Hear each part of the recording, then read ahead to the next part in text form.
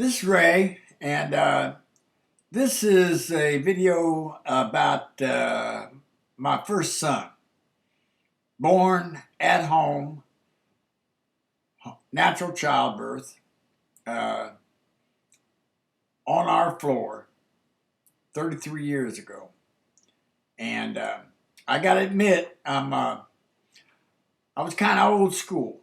I was 10 years older than my wife. And in my mind, I mean, we were ready for children. We'd been married 6 years and stuff like that, and went through the pregnancy and everything. And good Lord, man, she started out like 120 pounds, and about the seventh and a half month, the 8th month, I remember sitting on the couch, and I watched her walk through the hall, and it's like I almost wanted to yell, "Turn sideways! Turn! You ain't gonna make it. You're gonna get wedged." I mean, she gained so much weight. I think she went up to like 182 pounds, something like that. And I mean, I still loved her and everything, but God, man, she put on some weight. And within a year, she had lost it. But I never forget that when she started talking to me about natural childbirth, and I wasn't for it, really. I envisioned myself in the waiting room, pacing back and forth with a friend or something like that, smoking cigarettes, man. And my wife surrounded by 100 of the top surgeons in the country, and I don't know. That's just how I saw it. This natural thing at home.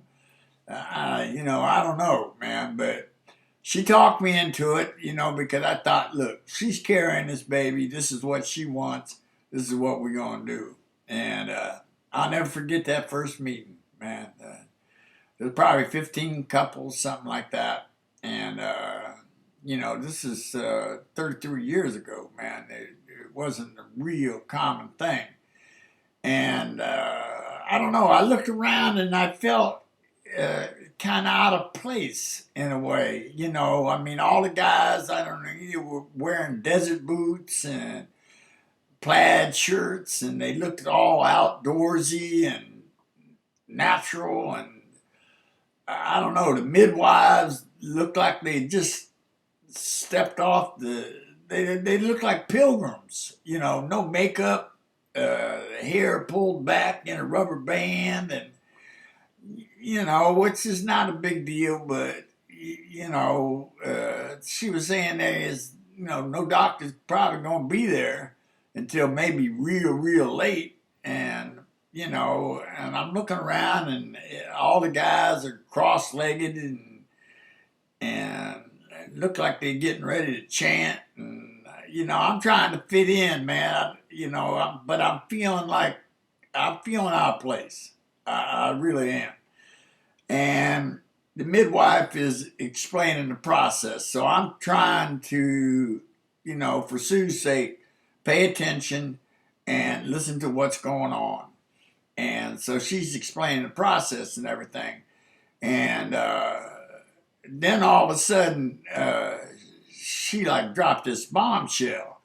And I'm sitting there, thinking, well, this ain't too bad and everything. But then the midwife says, have any of you thought about what you want to do with the placenta? What? And I looked over at Sue, and I'm like thinking to myself, what the hell are the options here? And then she started talking. She goes, well, some people plant a tree.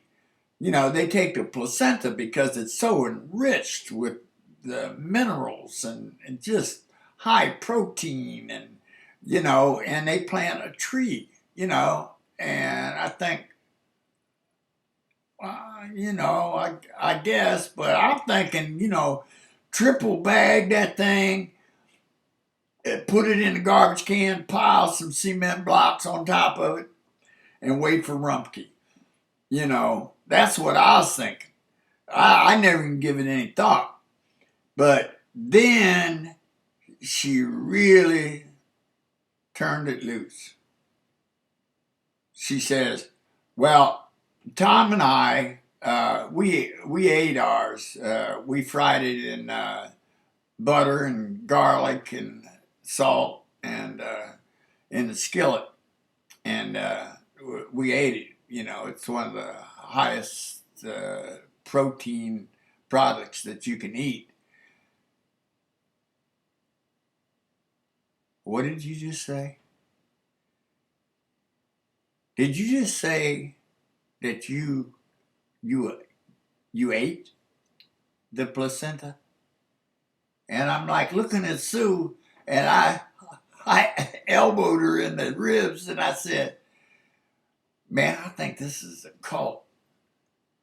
I mean, I felt like I needed a cross or a neck of garlic or a mirror, something, man. This is like Jim Jones shit. It's like you can't be serious. You ate it. You cooked it. You stood over a stove and flipped it. And I'm looking around, and nobody else is like. I mean, everybody is like, yeah, yeah. I never thought of that. And I really, really felt out of place. And when the meeting was over and we walked across the parking lot, I told Sue, I don't think I'm up for this, man. I don't think I'm up for this. I definitely am not going to stand over a stove and flip a placenta. And she goes, "No, don't worry about that. Don't worry about that," and stuff like that. But I did worry about it. But they had explained all this different stuff I'm supposed to do. I was supposed to make orange chips and freeze them and get them into little slivers and deliver them to Sue when her mouth got dry. And I was supposed to rub her neck when, she got tense and stuff like that. And the whole neighborhood knew what was going on. And they were lined up around the fence in the backyard. And I would, go out and give them updates and stuff like that. And doctor was nowhere around. And I'm freaking out. I don't know what the hell I'm doing. And so Sue asked me, "Ray, could you rub my neck, please?" And like she's on our floor, our living room floor.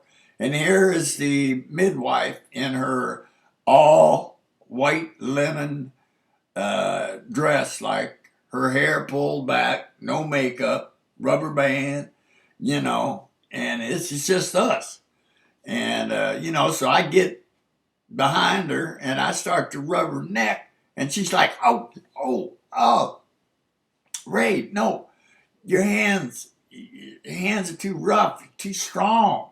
You can't be that strong." And I'm like, and the midwife like pushed me out of the way, pushed me over the couch and took my place, and it started rubbing. Sue goes, "Oh yeah, yeah, yeah, that feels so much better." And I'm like, it hurt my feelings, man. It's like I went outside, and smoked a cigarette, milled around, and then I thought, okay, the orange slivers.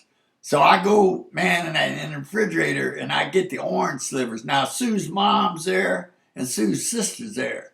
Sue's mom's cleaning like a maniac, but I get the orange slivers. I listened, and I went up to her and I go, "Here, honey," and she's like, mm, mm, mm, mm. And she goes, "I'm gonna throw up. I'm gonna throw up." And I'm like, "What? No, they told me that's what I was supposed to do. I'm supposed to give you this." And the midwife says, get it out of here, get it out of here."